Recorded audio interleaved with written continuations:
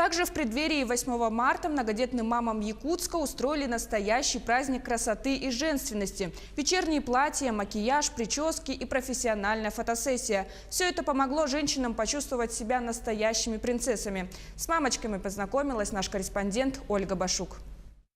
Звонкий смех и улыбки – это самый главный подарок для тех, кто все свои силы отдает детям. Теперь мамочки разговаривают не только о них. Они обсуждают свои новые прически и макияж.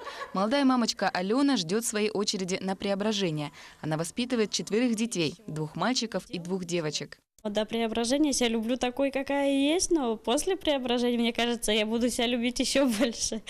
Потому что, смотря на девушек, мне очень нравится, как преображаются девушки. Были, как домашние пришли, а стали такие красотки все. Прошло совсем немного времени, и Алена уже сидит в кресле стилиста. Немного легкого макияжа и закрученные локоны, и уже можно чувствовать себя настоящей принцессой. Именно им, мамам, так не хватает времени на все эти процедуры, ведь столько забот ждет их дома. Не каждый день мы уделяем себе внимание, и особенно я, например, как мама, столько много делаю, да, и приходится и там, и тут успевать, а и для себя времени никогда не находится, А сегодня нас пригласили сюда, и я так рада, девушки такие вдохновленные после преображения особенно, они такие счастливые глаза, у них ярко горят, они и такие довольные.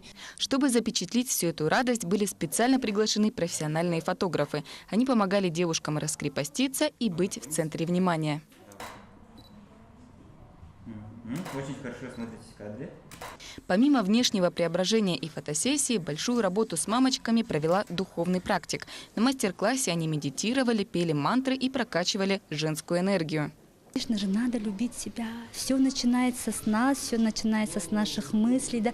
То, что мы излучаем, то мы получаем. Да? Поэтому уделяйте себе время, хотя бы 15 минут. Не только внешняя красота, но и внутренняя. Вы должны быть в балансе, в гармонии. Поэтому практикуйте йогу, медитацию, расслабляйтесь, потому что мы живем в таком мире, где все быстро. Да? Даже тишина – это хорошо.